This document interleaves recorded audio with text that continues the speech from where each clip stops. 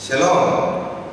Kita bertemu lagi anak-anakku kelas 7. Hari ini adalah pertemuan kita yang ke-8 untuk belajar di bab 6 tentang nilai-nilai Kristiani. Ya, apa-apa saja yang masuk dalam nilai-nilai Kristiani. Tapi sebelum kita masuk dalam materi, kita minta pertolongan kepada Tuhan, kita berdoa. Kami mengucap syukur Tuhan karena hari ini kami mau belajar.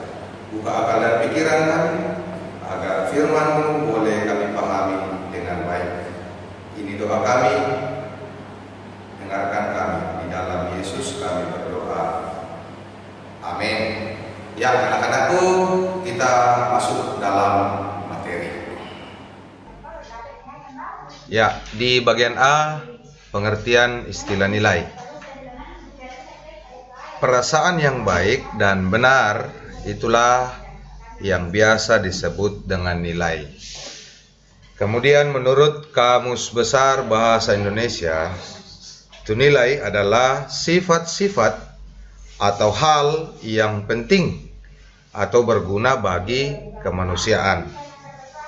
Kemudian dalam Kamus Sosiologi, nilai atau value adalah konsepsi-konsepsi abstrak di dalam diri manusia. Nah, mengenai apa yang dianggap baik dan apa yang dianggap buruk. Itulah pengertian nilai secara mendasar. Jadi sesuatu yang dianggap baik atau yang dianggap buruk. Nah, dari definisi tersebut, nilai yang berlaku antar masyarakat satu dengan masyarakat yang lain itu tentu ada yang berbeda. Meskipun demikian, tetap ada nilai-nilai yang berlaku secara universal atau secara umum.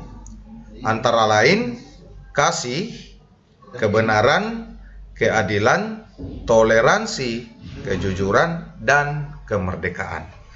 Inilah inti dari persoalan nilai yang dibahas dalam kitab suci. Nilai-nilai yang dimaksud ini berlaku secara umum atau secara universal. Nah, nilai-nilai itu dirumuskan dalam bentuk norma. Ya, jadi mungkin anak-anakku sering mendengar ada istilah norma, yaitu sebagai ukuran atau patokan dalam menilai tindakan dan perilaku manusia.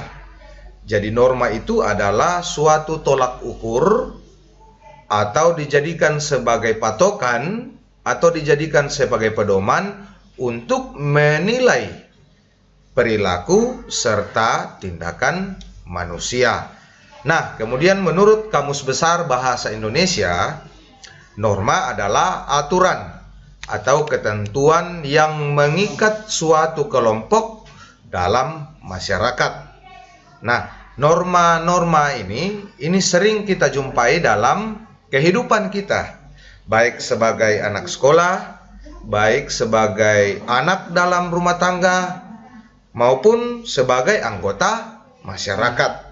Jadi ada banyak norma, ada banyak aturan, ada banyak ketentuan yang mengikat kita dalam suatu kelompok. Bukan hanya dalam masyarakat, tetapi juga dalam lingkungan di mana kita berada. Kemudian di bagian B, ada perbedaan nilai dan norma. Yang pertama, nilai lebih dahulu tercipta dibandingkan dengan norma.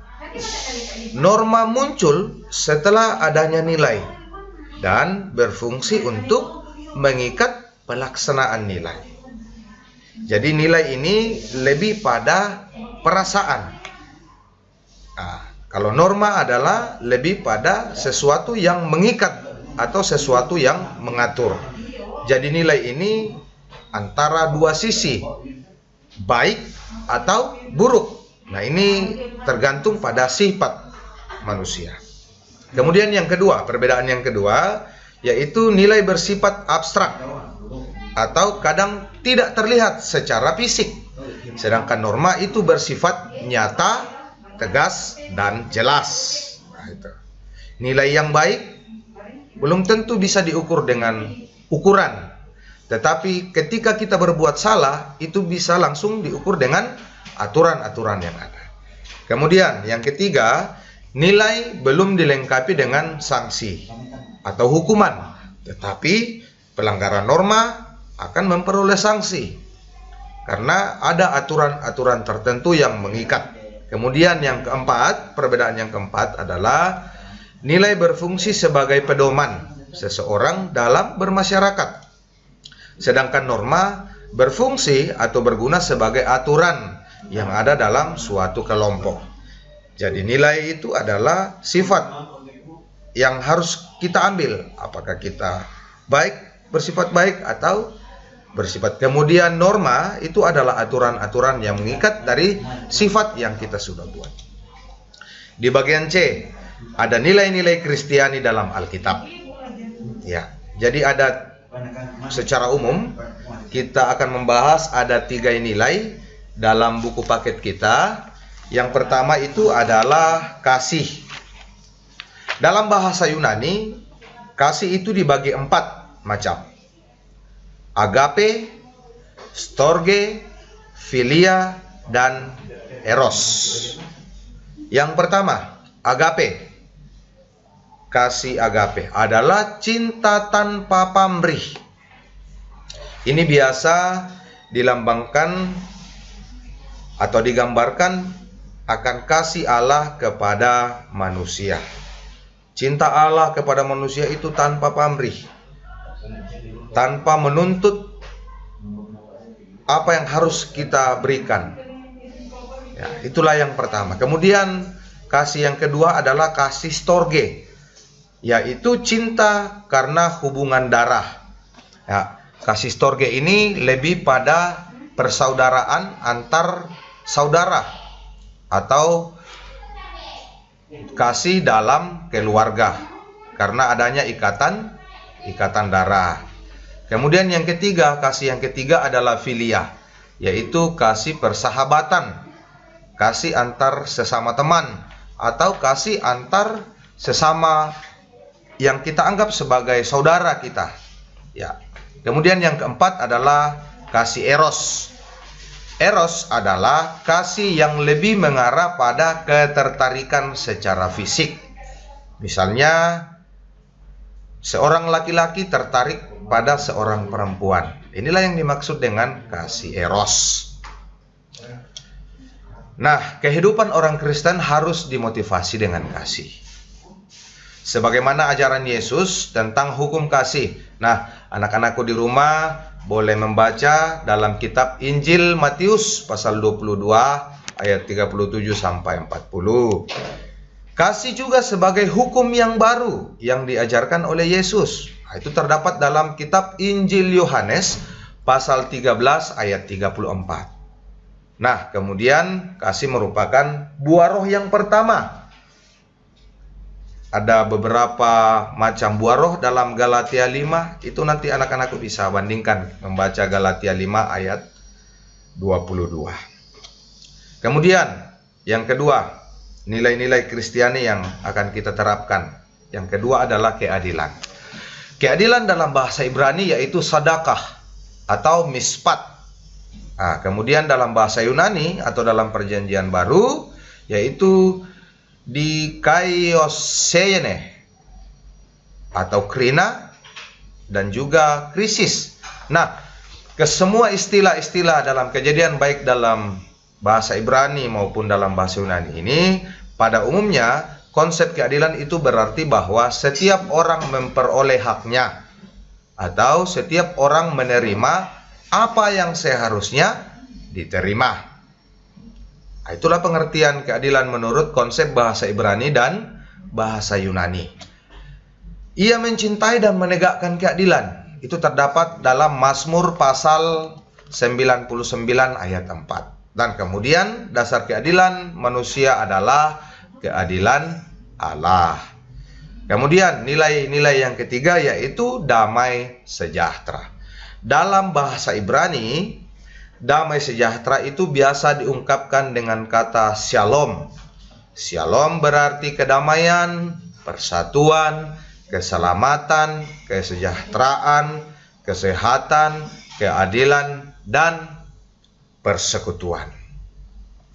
Lebih luas lagi, kata shalom itu berarti menikmati kehidupan di depan Tuhan, yaitu dengan bersandar penuh kepada Allah.